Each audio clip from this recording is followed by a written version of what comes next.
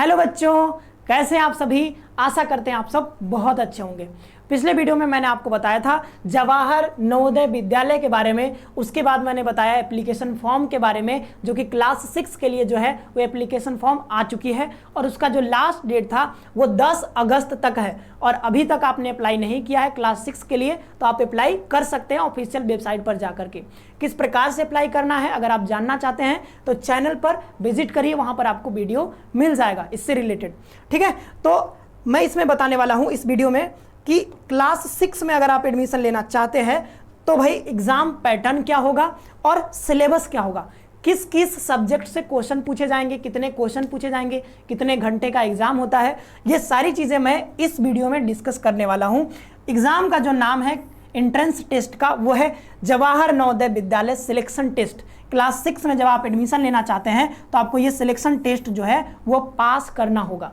ये जो selection test है वो हर साल नवोदय विद्यालय समिति के द्वारा हर साल कंडक्ट कराई जाती है, हर साल। ठीक है, तो अगर आप क्लास 6 में एडमिशन लेना चाहते हैं तो आपको ये वाला एग्जाम जो है वो पास करना होगा। कैसे पास करेंगे तो उसके लिए आपको जानना पड़ेगा एग्जाम पैटर्न। पहले तो जाकर के ऑफिशियल वेबसाइट पर एप्लीकेशन फॉर्म भर दीजिए, बिल्कुल फ्री होता है। ठीक है, अगर पेरेंट्स भी देख रहे हैं तो अगर आपका बच्चा अभी अगर 5th क्लास में है तो आप उसका फॉर्म भर सकते हैं। ठीक है, पूरा जो डिटेल है जेएनवी के बारे में क्या है, कैसे है, ठीक है, कैसी पढ़ाई होती है, हॉस्टल के बारे में सारी चीजें मैंने बता रखा है पिछले वीडियोज में, आप देख सकते हैं। एग्जाम पैटर्न के बारे में और सिलेबस के बारे में, पाठ्यक्रम के बारे में हम लोग इस वीडियो में चर्चा करेंगे। अगर आप जा रहे हैं JNV-ST देने, यानी कि जवाहर नवोदय विद्यालय सिलेक्शन टेस्ट अगर आप देने जाएंगे तो किस सब्जेक्ट से क्वेश्चन पूछा जाएगा और एग्जाम पैटर्न क्या होता है ये जानना बहुत जरूरी है, ताकि अगर आप कहीं कोचिंग नहीं भी लिए हुए हैं सेल्फ स्टडी के माध्यम से भी आप पढ़ सकें। तो आपको सिलेबस एग्जाम पैटर्न जानना मस्ट है। तो इसी वीडियो में मैं आपको बताऊंगा कि सिलेबस और एग्जाम पैटर्न क्या होगा। इससे पहले एलिजिबिलिटी के बारे में थोड़ा सा मैं बता दूंगा, हालांकि पिछले वीडियो में भी मैंने इसको बताया था। तो बच्चों, आपकी एज जो है वो 8 से 12 साल के बीच में होनी चाहिए, ना तो इससे कम और ना तो इससे ज्यादा। ठीक है, और आप किसी भी स्कूल से जो है सरकारी स्कूल हो या फिर कोई मान्यता प्राप्त स्कूल हो, वहां से आप 3 से 5 तक आपके पास जो है मार्कशीट जो होती है वो आपके पास होना चाहिए। मतलब आप पास आउट होने चाहिए किसी रिकॉग्नाइज्ड स्कूल से या फिर किसी सरकारी स्कूल से 3 से 5 तक। ठीक है, उससे पहले का आपके पास मार्कशीट नहीं है कोई दिक्कत नहीं है, बट 3 से 5 तो आपके पास होना ही चाहिए। और no student can appear twice, इसमें यह भी बात मैंने पहले बताई थी कि आप दोबारा पेपर जो है वो नहीं दे सकते हैं, एक ही बार पेपर दे सकते हैं। तो अभी आपने अगर क्लास 5 पास किया है तो आपके पास सुनहरा मौका है। आप एप्लीकेशन फॉर्म भी आ चुका है, एप्लीकेशन फॉर्म भरिए और आगे का प्रोसेस जो मैं आपको बता रहा हूं कि सिलेबस और पैटर्न क्या होगा। तो पहले देखिए एग्जाम पैटर्न के बारे में। तो बच्चों, एग्जाम पैटर्न के बारे में अगर हम देखें तो एग्जाम का मोड आपका होता है ऑब्जेक्टिव टाइप क्वेश्चन आपसे पूछे जाते हैं और ये ऑफलाइन होता है। OMR सीट आपको मिलेगा। ठीक है, आपको वहां पर भरना होता है। ठीक है, ऑप्शंस आपको भरने होते हैं, तो ऑफलाइन होता है, ऑनलाइन एग्जाम नहीं होता है। ठीक है, और एग्जाम डेट की बात करें तो यहां पर देखिए अप्रैल 2023 हमने लिखा है। देखिए पहले जो है जनरली अगर बात करें सामान्य तौर पर तो अप्रैल में हो जाता है, 2023 के लिए लिखा है हमने। ठीक है, 2023 में हुआ था अप्रैल में, बट 2024 की बात करें तो इस बार जो है थोड़ा सा फॉर्म जो है वो पहले आ चुका है। तो हो सकता है 2024 का एग्जाम जनवरी फरवरी के आसपास आपका हो, बट ये मतलब टेंटेटिव मैं बता रहा हूं, ऐसा नहीं कि जनवरी में ही होगा, बट इसके आसपास हो सकता है। बट पहले का अगर हम देखें तो लगभग अप्रैल के आसपास ये एग्जाम कंडक्ट होता रहा है। ठीक है, तो और एग्जाम की टाइमिंग की बात करें तो ये लगभग 11:30 से लेकर के, लगभग नहीं, इसमें तो एग्जैक्ट टाइम लिखा हुआ है, 11:30 से ये 1:30 बजे तक आपका एग्जाम जो है वो चलता है। 2 घंटे का एग्जाम होता है। यहां पर देखिए ड्यूरेशन भी लिखा हुआ है 120 मिनट। 120 मिनट मतलब कितना, 2 घंटे, 60 120 मिनट। ठीक है बच्चों, तो 2 घंटे का आपका एग्जाम ये होता है और 11:30 से 1:30 बजे तक ये चलता है। देखिए जो फिजिकली हैंडीकैप्ड होते हैं उनके लिए आधा घंटे का और टाइम ज्यादा मिलता है। जो दिव्यांग बच्चे होते हैं उनके लिए आधा घंटा और बढ़ा दिया जाता है, मतलब कि 2.5 घंटे का टाइम आपको मिलता है। और देखिए सेक्शन की टोटल नंबर ऑफ क्वेश्चंस की बात करें तो टोटल नंबर ऑफ क्वेश्चन जो होते हैं वो कितने होते हैं बच्चों, वो होता है आपका 180 क्वेश्चन आपसे पूछा जाता है। केवल 80 क्वेश्चन पूछे जाते हैं, 180 नहीं, 80 क्वेश्चन। तो टोटल नंबर ऑफ क्वेश्चन कितने होते हैं, 80 क्वेश्चन, और एक क्वेश्चन होता है 1.25 नंबर का। ठीक है, मतलब एक आप सही करते हैं तो 1.25 नंबर आपको मिल जाएगा। तो मतलब 80 क्वेश्चन को अगर हम 1.25 से गुणा करते हैं तो कितना आ जाएगा, 1.25 से, तो ये आ जाएगा 100 नंबर का आ जाएगा। कितना आ जाएगा, 100 नंबर का। तो मतलब 80 क्वेश्चन होते हैं, कितने नंबर के होते हैं, 100 नंबर के होते हैं, ठीक है। और यहाँ पर किस किस सब्जेक्ट से या फिर बोले कौन कौन से सेक्शन से एग्जाम में क्वेश्चन पूछे जाते हैं, तो आपसे पूछा जाता है जो mental ability test, arithmetic test और लैंग्वेज टेस्ट, ठीक है। मेंटल एबिलिटी में आपसे सामान्य तर्क शक्ति के क्वेश्चन पूछे जाते हैं, और अरिथमेटिक में आपसे गणित के क्वेश्चन, और लैंग्वेज टेस्ट में आप जो भी लैंग्वेज में देना चाहते हैं अपने मतलब आप जो स्टेट से रहते हैं तो वहाँ पर कुछ रीजनल लैंग्वेज होते हैं और आपका इंग्लिश भी होता है। तो जहाँ जहाँ आप देखेंगे, मान लीजिए दिल्ली में रहते हैं तो वहाँ पर इंग्लिश और हिंदी का ऑप्शन है, तो आप दोनों में से कोई भी में भी किसी भी लैंग्वेज में आप पेपर दे सकते हैं। मतलब मीडियम भी होगा आपका, और जो लैंग्वेज टेस्ट होगा वो भी हिंदी में हो सकता है, इंग्लिश में हो सकता है, मराठी में हो सकता है, उसी में आपको क्वेश्चन पूछा जाएगा। तो लैंग्वेज टेस्ट में अभी मैं बताऊंगा कि इसमें क्या क्या पूछा जाता है, ठीक है। तो टोटल मार्क्स कितने हो गए, 100 हो गए, यहाँ पर दिया हुआ है 80 question 100 marks, total duration 120 minutes, no negative marking. यहाँ पर देखिए नोट में मैंने लिखा था यहाँ पर कि कोई भी नेगेटिव मार्किंग नहीं है। इसका मतलब क्या है कि जब आप जाएंगे पेपर देने, तो मान लीजिए कि एक क्वेश्चन आपने सही कर दिया, तो सही कर दिया तो 1.25 नंबर आपको मिल गए। लेकिन मान लीजिए एक क्वेश्चन आपने गलत कर दिया, तो इसके लिए क्या कोई पनिशमेंट मिलेगी, मतलब आपने कर दी गलती, तो क्या आपका नंबर इसमें से घटेगा कुछ, तो कोई नंबर, कोई मार्क्स आपके डिडक्ट नहीं होंगे, कुछ भी, कोई दिक्कत नहीं है। आप 80 में से 80 भी अटेम्प्ट कर सकते हैं। मान लीजिए 80 में से आपका 10 गलत भी होता है, तो इस गलती के लिए आपको कोई भी नंबर नहीं काटा जाएगा, ठीक है। तो ये नेगेटिव मार्किंग नहीं है इसमें, ठीक है, इस चीज़ का ध्यान रखिएगा। आगे देखें तो आगे थोड़ा सा अब हम सिलेबस की बात कर लेते हैं, या फिर सेक्शन वाइज थोड़ा सा बात कर लेते हैं, कौन कौन से सब्जेक्ट से कितने क्वेश्चन पूछे जाते हैं। तो यहाँ पर देखिए मेंटल एबिलिटी की मैंने बात की, तो मेंटल एबिलिटी से आपको 40 क्वेश्चन पूछे जाते हैं, और एक क्वेश्चन मैंने कितने का बताया, 1.25 मार्क्स के, तो टोटल कितने हो गए, 50 नंबर हो गए। इसके लिए आपको दिया जाता है 60 मिनट, मतलब 60 मिनट टाइम इसके लिए दिया जाता है, और इधर 30 मिनट, तो 2 घंटे का टाइम होता है, ठीक है। आप मतलब अगर आप चाहें तो इससे ज़्यादा भी टाइम लगा सकते हैं, हो सकता है किसी का ज़्यादा टाइम लग जाए, हो सकता है 60 से कम लगे, ठीक है। आपके पास आपके पास क्वेश्चन पेपर होगा, अब क्वेश्चन पेपर में आपको 2 घंटे टाइम मिले हैं, अब चाहिए मतलब ये तो कैलकुलेट करके इन्होंने जो है 50 क्वेश्चन के लिए 60 मिनट टाइम दिया है, बट आप इससे ज़्यादा भी लगा सकते हैं, कम भी लगा सकते हैं, उसमें कोई मतलब बाउंडेशन नहीं है, ठीक है। अरिथमेटिक यानी गणित में अगर आप देखें हम अंकगणित में, तो वहाँ पर आपसे 20 क्वेश्चन पूछा जाता है, इसमें 1.25 से गुणा करेंगे तो आपका आएगा 25 नंबर का। वैसे लैंग्वेज टेस्ट बात करें, ठीक है, तो लैंग्वेज टेस्ट में आपसे 20 क्वेश्चन यहाँ भी पूछे जाते हैं, तो कुल मिलाकर के ये भी 25 नंबर का हो गया, 30 मिनट इसके लिए भी टाइम है। तो टोटल क्वेश्चन 80 हो गए, टोटल मार्क्स कितने हो गए, वो हो गए आपके 100। और यहाँ पर टाइमिंग की बात करें तो आपको मिलते हैं 2 आवर्स मिलते हैं। और यहाँ पर बताया गया है कि अगर कोई फिजिकली हैंडीकैप्ड है, ठीक है, डिफरेंटली एबल्ड है, या फिर बोले कि दिव्यांग है, तो उसके लिए जो है वो 30 मिनट और भी बढ़ा दिया जाता है, ठीक है, 30 मिनट और बढ़ा दिया जाता है, मतलब 2 घंटा प्लस 30 मतलब 2 घंटा मतलब 2.5 घंटा मिलेगा, ठीक है। ये हो गया आपका। अगर सेक्शन की बात करें कौन कौन से सेक्शन से कितने क्वेश्चन कितने नंबर के आते हैं, ये बात हो गई बच्चों। इसके बाद हम सिलेबस पर चर्चा कर लेते हैं। अब सिलेबस देखिए, ये मेन मतलब बहुत महत्वपूर्ण बात है, यहाँ पर समझिएगा। देखिए जब आप देखिए एग्जाम की तैयारी करते हैं तो कम से कम आपको ये तो पता होना चाहिए ना कि कौन कौन सा सब्जेक्ट से आएगा, और उस सब्जेक्ट में भी क्या क्या पूछा जाएगा। अब मैथ तो बहुत बड़ा टॉपिक है, मतलब हर चीज़ आ जाएगा, बहुत सारी चीज़ें हैं उसमें, तो क्या मतलब 10 वाला मैथ आपसे थोड़ी ना पूछेंगे, यही पूछेंगे भाई 5 तक आपने पढ़ाई की है तो 5 के लेवल का ही आपसे पूछा जाएगा, ठीक है। ज़्यादा बढ़ाएंगे तो 6 के लेवल का थोड़ा सा आ जाएगा, ठीक है। तो वहाँ पर जो है कौन कौन से टॉपिक तो बिल्कुल मेंशन्ड है आपके वेबसाइट पर कि कौन कौन से टॉपिक से क्वेश्चन पूछा जाएगा। तो यहाँ पर बात करें हम किसका, मेंटल एबिलिटी का, यानी कि मानसिक क्षमता का, तो ये आप इसको रीजनिंग भी बोल सकते हैं, ठीक है। रीजनिंग का ही एक टॉपिक होता है मानसिक क्षमता, और यहाँ भी रीजनिंग में भी क्या पूछा जाता है, रीजनिंग में नॉन वर्बल रीजनिंग, क्योंकि मैं 3-4 साल से जो है रीजनिंग पढ़ाता रहा हूँ, तो मुझे इस बारे में पता है। नॉन वर्बल रीजनिंग, ठीक है, नॉन वर्बल यानी कि आपसे फिगर वाले क्वेश्चन पूछे जाते हैं, सिर्फ फिगर वाले, तो फिगर वाले क्वेश्चन आपसे पूछे जाते हैं। और ठीक है, तो कौन कौन से टॉपिक से पूछे जाते हैं इसमें भी स्पेसिफिकली मेंशन है, कौन कौन सा, ऑड मैन आउट, ठीक है। अभी मैं आगे बताऊंगा कि इसमें किस प्रकार के क्वेश्चन पूछे जाते हैं, ठीक है। एग्जाम्पल के तौर पर फिगर कंप्लीशन, मतलब इसमें आकृति को आपको पूर्ण करना होगा। पैटर्न कंप्लीशन, एक पैटर्न दिया होगा उसको पूरा करना होगा, और आपके पास फिगर सीरीज दिया होगा, ठीक है, कि आगे आने वाला कौन सा होगा, आगे आने वाला फिगर कौन सा होगा। एनोलॉजी या फिर सिमिलरिटी भी इसको बोलते हैं, ठीक है। जियोमेट्रिक फिगर कंप्लीशन, कोई मतलब ज्योमेट्रिक फिगर हो सकता है, जैसे कि आयत हो सकता है, वर्ग हो सकता है, सर्कल हो सकता है, इसको कंप्लीट करना होगा। मिरर इमेजिंग, ठीक है, इसके बाद मतलब दर्पण में देख करके आप कोई प्रतिबिंब है, कोई मतलब वस्तु है, उसका प्रतिबिंब कैसा बनेगा, ये चीज़, ठीक है। Paper folding and cutting, paper को पहले मोड़ा जाएगा, फिर काटा जाएगा, फिर जब अनफोल्ड किया जाएगा तो किस प्रकार की आकृति बनेगी, ये पूछा जाता है। इम्बेडेड फिगर यानी कि छिपी हुई आकृति, एक मैंने बड़ा सा आकृति ऐसे मतलब उटपटांग सा बना के दे दिया, फिर मैं पूछूंगा कि इसमें से ऑप्शन में से कौन सा फिगर है इसमें छुपा हुआ है, ठीक है। और यहाँ पर है स्पेस विजुअलाइजेशन, तो इसमें क्या है कि जगह को देख करके मतलब एक फिगर आपको बना के दिया रहेगा, उसमें आपको फिर उस चीज़ को बनाना रहेगा, ऑप्शन में जो दिया रहेगा उसको सेलेक्ट करना होगा, ठीक है। तो अभी मैं इसको एग्जाम्पल से आपको बताऊंगा, घबराने की बात नहीं है। आगे देखिए, तो ये रहा, मतलब पहले ये ऐसे क्वेश्चन आ चुके हैं, तो देखिए ऑड मैन आउट से इस प्रकार के क्वेश्चन आते हैं।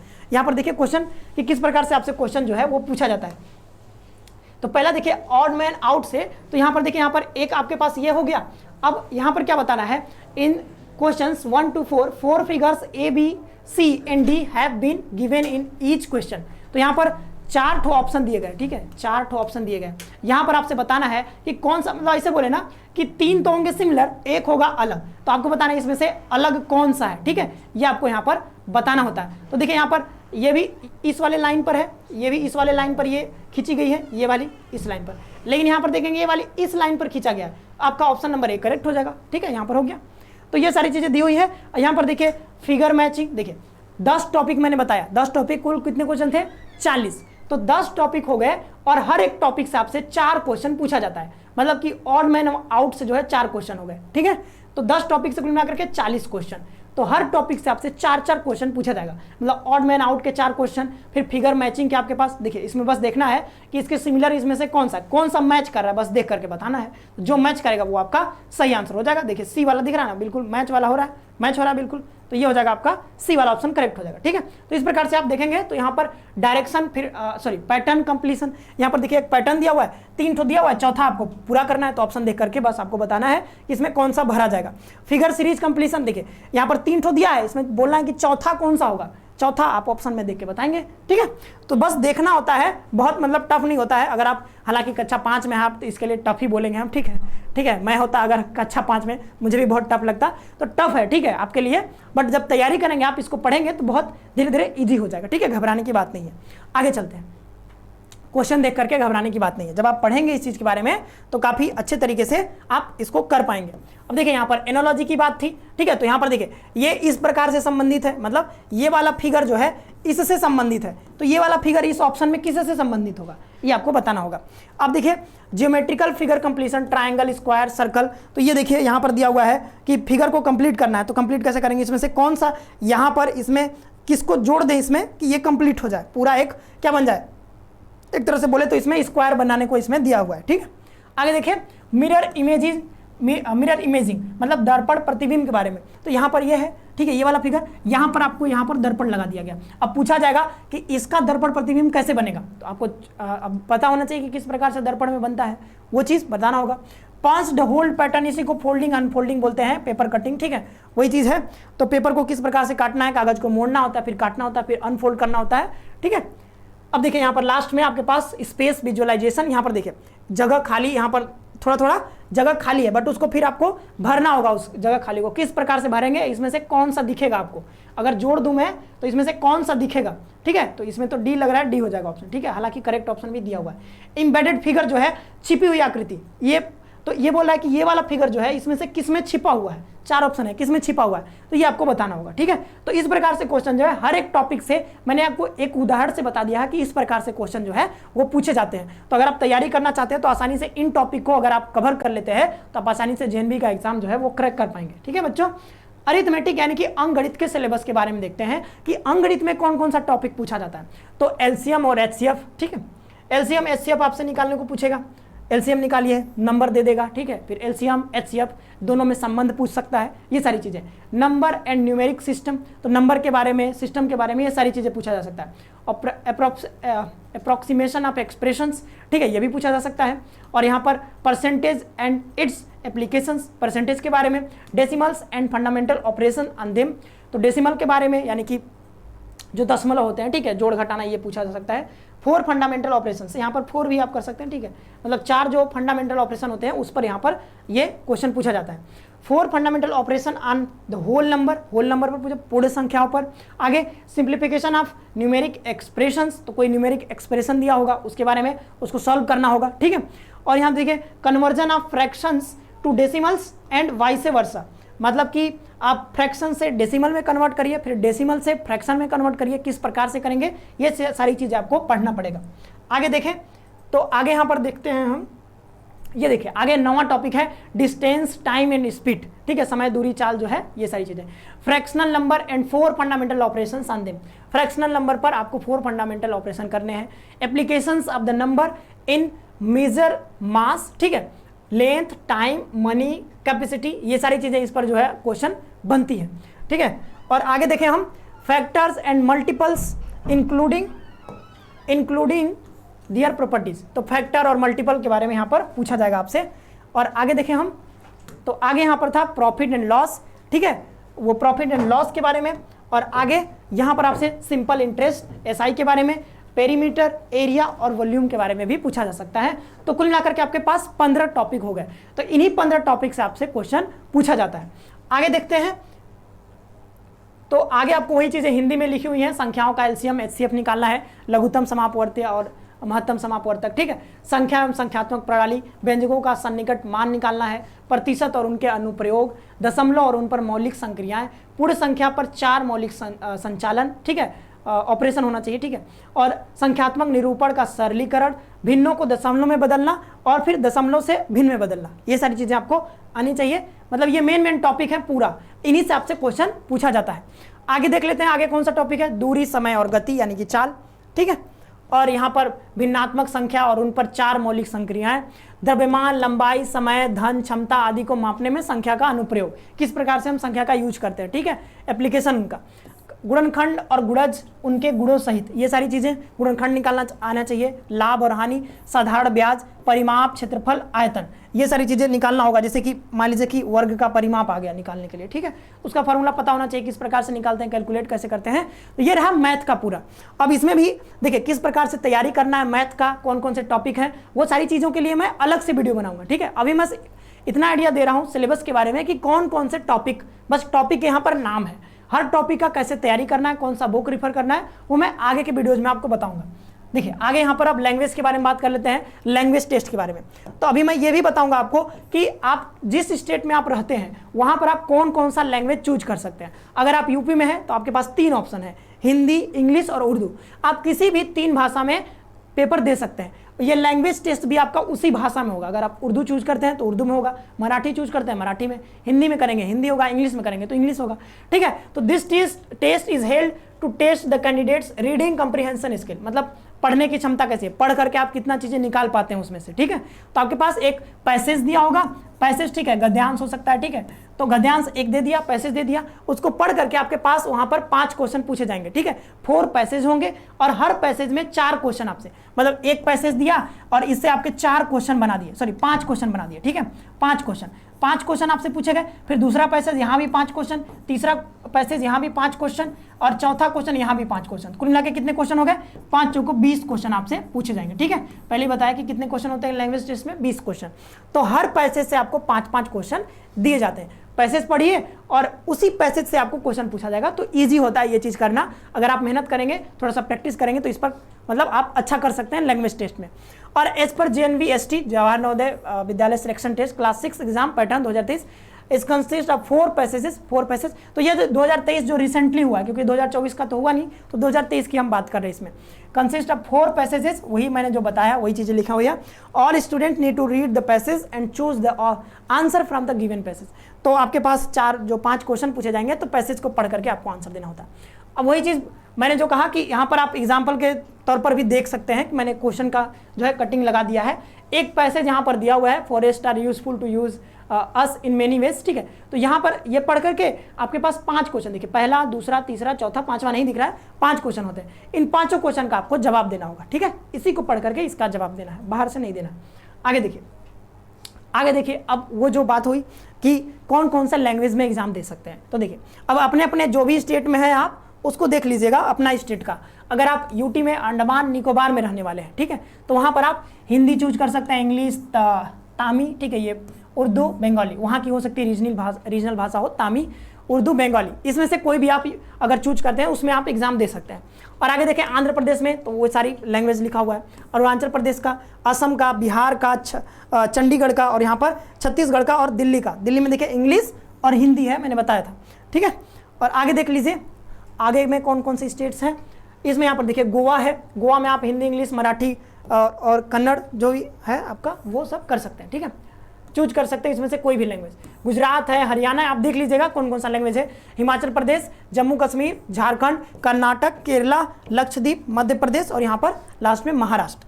आगे अभी उत्तर प्रदेश तो आया नहीं है, तो आगे और भी, ठीक है। तो अभी देखें यहाँ पर मणिपुर है, मणिपुर, मेघालय, यहाँ पर मिजोरम, ये नागालैंड, फिर उड़ीसा है, इसके बाद पुदुचेरी है, इसके बाद पंजाब और यहाँ पर राजस्थान। इंग्लिश और हिंदी में ही दे सकते हैं राजस्थान में, ठीक है। हालांकि राजस्थान में कई सारे रीजनल लैंग्वेजेस हैं, बट इसमें सिर्फ हिंदी और इंग्लिश लिखा हुआ है। देखिए सिक्किम में अगर आप रहते हैं तो वहाँ पर आप दे सकते हैं इंग्लिश में, हिंदी में और नेपाली में। तेलंगाना में आप देख लीजिएगा, त्रिपुरा में और यूटी लद्दाख में, ठीक है, लद्दाख का वहाँ पर दिया है UT of Dadar and Nagar Haveli and Daman Diu, ये अब एक ही यूटी बना दिया गया, दोनों को शामिल करके, दोनों पहले अलग अलग थे, इंग्लिश, हिंदी, गुजराती, मराठी। उत्तर प्रदेश आ गया, देखिए उत्तर प्रदेश का इंतजार कर रहे थे, इंग्लिश, हिंदी, उर्दू, 3 लैंग्वेज में आप एग्जाम दे सकते हैं। उत्तराखंड में भी वही बात है, वेस्ट बंगाल में आप इंग्लिश, हिंदी, बंगाली, नेपाल, उर्दू, ये सारे लैंग्वेज में एग्जाम जो है वो दे सकते हैं। आगे देख लें और कुछ बचा हुआ है तो कुछ नहीं है, ठीक है। तो ये रहा आज का पूरा जो है, इसमें मैंने बताया आपको कि सिलेबस क्या होता है, एग्जाम पैटर्न क्या है, किस किस सब्जेक्ट से कौन कौन टॉपिक से क्वेश्चन आपसे पूछे जाते हैं, कितने घंटे का पेपर होता है, वो सारी चीज़ें जो मैंने बता दिया। एक क्वेश्चन कितने मार्क का होता है, नेगेटिव मार्किंग नहीं होती है। तो अगर आप JNV ST अगर आपने अप्लाई किया है, अगर JNV के लिए क्लास 6 के लिए अगर आपने एप्लीकेशन फॉर्म भरा है और आप एग्जाम देने जा रहे हैं 2024 में, तो ये वीडियो जो है आपके लिए बहुत महत्वपूर्ण थी। इसमें आपने जाना कि सिलेबस और एग्जाम पैटर्न के बारे में आपने पूरी तरीके से देखा है। तो आई होप बच्चों कि आपको ये वीडियो पसंद आया होगा, और भी इस पर JNV से रिलेटेड कई सारी वीडियोज आपको मिलती रहेंगी, कैसे तैयारी करनी है, कौन कौन सी बुक रिफर करना है। तो आप इस चैनल को सब्सक्राइब कर लीजिएगा और बेल आइकन को प्रेस करके रखिएगा, ताकि आने वाली फर्दर अपडेट्स जो है वो आपको मिलती रहे। मिलते हैं बच्चों नेक्स्ट वीडियो में, तब तक के लिए सभी को बहुत बहुत धन्यवाद। खुश रहिए, मुस्कुराते रहिए।